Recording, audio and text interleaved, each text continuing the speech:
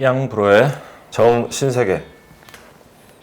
안녕하세요. 정신건강의학과 전문의 양재진입니다. 네, 안녕하세요. 정신과사 양재웅입니다. 네, 오늘 시크릿 토킹이죠. 사실 살면서 누구나 이렇게 한 번쯤은 뭘 해도 재미없고 무기력하고 뭐 이런 걸 노잼식이라고 또 그런 말이 생겼어. 생긴 건지 지어낸 건지 잘 모르겠는데 잡코리아와 알바몬의 설문조사에 따르면 성인 남녀의 90%가 노잼 시기를 경험했다, 이렇게 대답을 했다고 합니다. 노잼식이 경험한 적 있나요? 저는 약간 우울증인가라는 때가 있긴 했는데 이게 노잼 시기보다 좀 더 셌던 것 같고, 노잼 시기는 언제였을까? 의대 생활이 계속 노잼 시기였던 것 같기도 하고.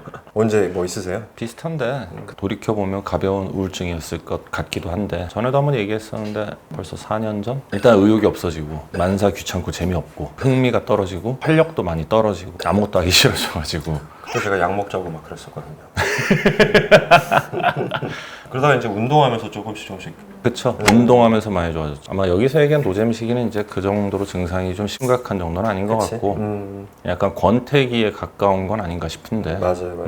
마인드 카페 사연 하나 소개해드릴게요. 사는 게 재미없고 무기력합니다. 20대 후반 사회초년생 직장인입니다. 퇴근 후 이직을 꾸준히 준비하면서 지낸 지가 2년 남짓. 언제부턴가 모든 일에 둔감해져서 하루하루 의미 없이 보낸다는 느낌이 너무 강하게 듭니다. 해야 할 일을 모두 끝내고 찰나의 빈 시간을 보내는 게 특히 너무 어색해요. 예전에는 사소하게 드라마를 보거나 취미생활들을 하는 게 참 즐거웠는데 요즘에는 몰입은커녕 30분조차 보내는 게 참 곤욕이네요. 성향과 전혀 맞지 않은 새로운 일들을 해봐도 잠깐이고요. 그리고 막상 출근을 하거나 일정을 시작되면 이유 없이 무기력함과 무감동에서 벗어나지 못하고 있습니다. 우울증 같은데.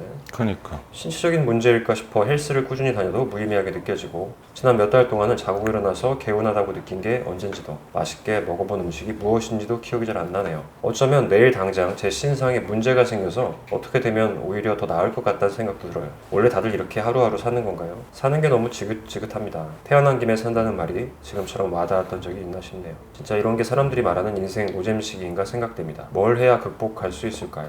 이분은 우울증 같은데 진짜. 그러니까 우울증의 증상이 크게 3개 있다고 그랬잖아요. 이제 기분 증상, 하루 중 대부분 우울하고 슬프고 불안하고 초조하고 괜히 쫓기는 기분 들고 눈물이 많아지고 쉽게 울고 잘 멈춰지지 않고 무의욕증. 신체 증상이 이제 수면이 깨지죠. 잠이 안 오거나 아니면 자다 자꾸 깨거나 꿈만 꾸거나, 그 다음에 식욕 변화 와서 거의 대부분은 식욕이 떨어져요. 그 다음에 이제 신체적 에너지가 활력이 떨어집니다. 그래서 좀만 움직여도 금방 피곤하고 계속 누워있고 싶고, 세 번째 인지 증상이 모든 외부에서 들어오는 자극이 다 부정적으로 왜곡이 돼서 받아들여지고 그게 끊임없이 꼬리에 꼬리를 물고 안 좋은 생각이 머릿속에서 계속 맴돌아요. 그러다 보니까 자존감이 뚝 떨어지죠.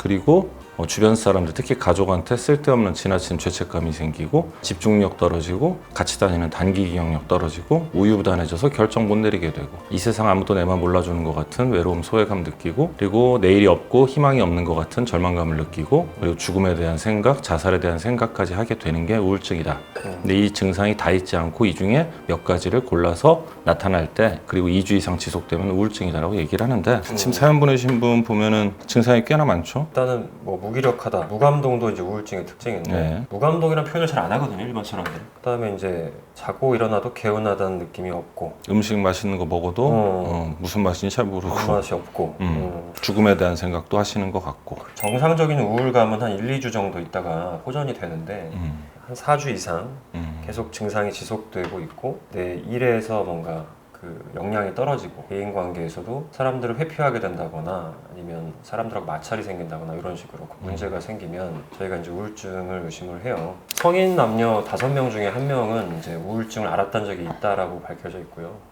여성분들이 한 2배 정도 더 많은 걸로 밝혀져 있습니다. 그 이유는 호르몬 문제인데, 이제 세로토닌이라고 기분 전달 물질의 재료가 여성 호르몬 에스트로겐이라는 데서 만들어지는 게 있어요. 그래서 생리 전이라든지 임신 전후라든지 갱년기라든지 이런 생애 주기에 따라서 여성분들이 이제 우울증이 걸릴 확률이 더 올라가는 게 있고요.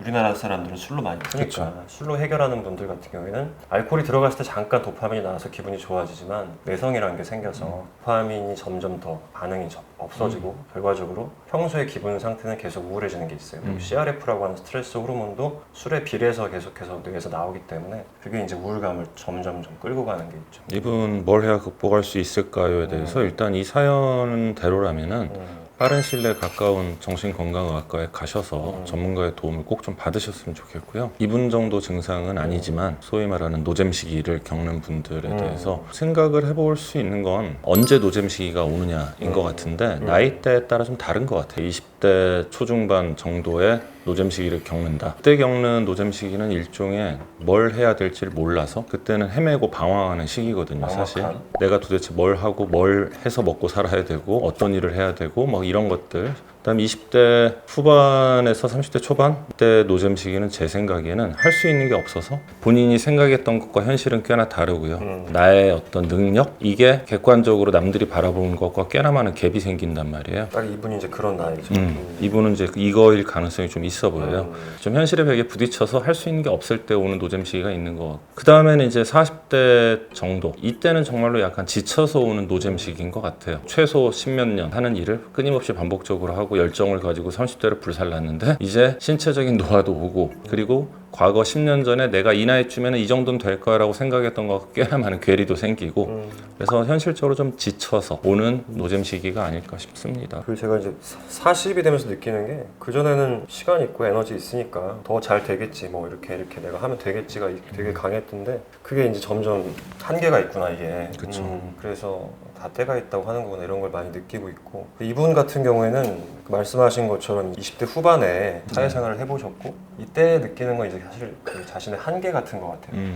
그러니까 학창 시절에는 뭔가 막연한 기대감도 있고 정해지지 않았다라는 거에 대해서 오는 굉장히 큰 자유로움도 있고 그러면서 자기 안에서 이제 꿈도 키울 수가 있는데 실제로 직장 생활을 하면서는 한계가 딱 그어지는 느낌? 내 인생이 앞으로 어떻게 얼마나 더 달라질까에 대해서 큰 기대가 안 생기고 그러다 보니까 지금 이직을 2년이나 준비하고 계시단 말이에요. 이직 준비를 2년이나 하고 있다라는 거는 그것도 상당히 좀 저는 좀 신경이 쓰이는데 이게 맞나 싶은 것 같아요. 준비를 하면서도 이게 맞나 싶으니까 사실 이렇게 끌고 가고 계신 게 아닌가 싶고 노력도 많이 해봤어요 보니까 운동도 해보고 안 해본 것들도 해보고 했는데 그런데도 지금 안 되고 있다 그러면은 사실 이거는 상담받고 치료가 돼야 되는 부분이 아닐까 싶습니다. 아까 양재 원장 얘기한 게 이제 한 30대 중후반 정도 양재 원장 그 나이에 나는 지치고 힘들어 죽겠는데 뭘 자꾸 하자고 그래요. 활력이 넘쳐가지고 의욕도 넘치고 막 난 다 귀찮아 죽겠는데 자꾸 뭐 책도 쓰자고 그러고 뭐 또 하자고 그러고 막 이것도 얘가 하자고 해서 한 거예요. 잘했잖아요. 덕분입니다. 네, 그럼요. 예. 그래서 사실 뭐 노잼 시기라고 본인이 느낀다라는 생각이 들 때 몇 번 얘기했지만 저 이렇게 규정 짓는 거 별로 안 좋아하거든요.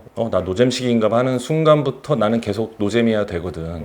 단어가 의미를 자꾸 규정하다 보니까 노잼 시기란 말 빼고 내가 그냥 뭔가 이전과 달리 좀 무기력하고 의욕이 없고 뭔가 뭘 해도 재미가 없다는 느낌이 들 때는 제일 먼저 좀 해보셔야 되는 게 왜 그럴까라는 생각은 꼭 좀 해보셨으면 좋겠어요. 단순하게 어떤 사건에 의해서가 아니라 지금 내가 살고 있는 어떤 삶의 패턴이라든지 삶의 방식 때문일 가능성이 크고 현재 내가 놓여있는 내 삶의 주기 중에 어느 한 부분이기 때문에 그런 느낌을 받을 가능성이 크거든요. 그래서 내가 지금 이런 걸 느낄 만한 어떤 이유가 무엇인지 한번 깊이 좀 생각을 해보시고 내가 진짜 원하는 것과 내 현실 사이의 괴리감이 어느 정도 큰지 뭐 이런 것들도 한번 생각을 해보시고요. 두 번째는 꾸준하게 뭔가 노력을 하는 게 필요해요. 아까 얘기한 대로 저도 뭐 한 4년 전 그때쯤 굉장히 안 좋을 때 운동을 하는데 물론 살아야 되겠다는 생각으로 운동을 하긴 했지만 처음에 한 두세 달은 더 힘들죠. 원래는 마음만 힘들었는데 몸도 힘들어 이제.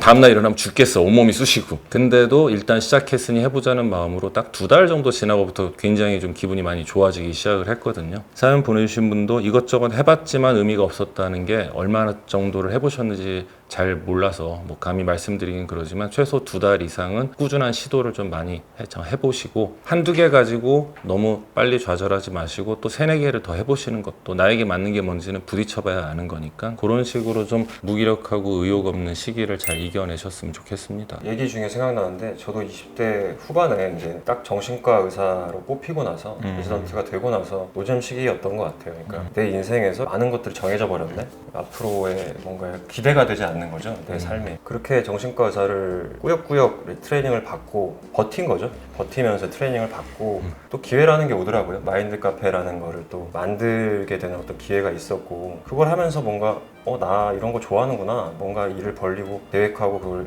이렇게 실행하고 그걸 보는 걸 내가 되게 좋아하는 사람이구나. 그런 거를 느꼈던 때가 있었던 것 같고, 그러다가 또 이렇게 몇 년 지나고 병원을 하게 되면서 못할 줄 알았는데 내 생각보다 경영에 재미를 느끼는구나.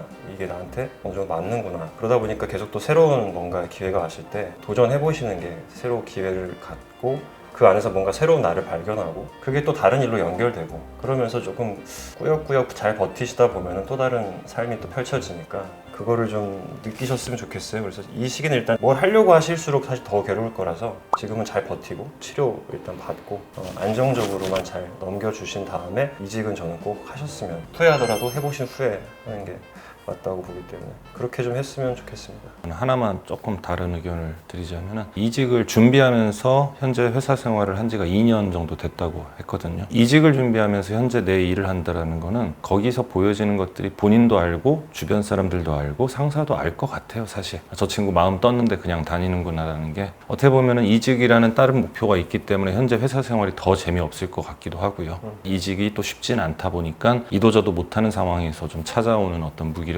그럼 심지어 좀 약간의 우울증이 오신 건 아닌가 싶어요. 그래서 정말로 이직을 원하신다면은 이직을 준비하시는 거 뭐 말리진 않지만 현재 회사에서 좀 더 재미를 좀 찾아보시는 것도 어떻게 보면은 답이 아닐까. 요즘에 시대가 많이 달라졌기 때문에 이렇게 얘기하는 게 어쩔지 모르겠지만, 이력서를 받아드는 오너 입장에서는 경력이라고 여러분들이 생각하는 거를 메뚜기라고 많이 생각을 해요. 물론 요즘에는 뭐 2년 단위로 많이 올려서 본인의 커리어를 쌓아 나간다는 분들이 많이 계시고 또 기업 문화가 많이 달라지긴 했지만, 그래도 최소한 몇 년 정도는 본인이 하는 일에서 최선은 다 해보고 그리고 나서 거기서 성취감도 느끼고 인정도 받은 이후에 원한다면 이직을 준비하시는 게 어떨까 한번 제안은 드려봅니다. 그러게, 이직을 왜 하고 싶은지 얘기가 좀 있으면 좋겠는데, 저희 얘기를 듣고 뭐 추가적으로 또 사연을 남기시면 저희가 또 이어서 상담을 또 해드리도록 하겠습니다.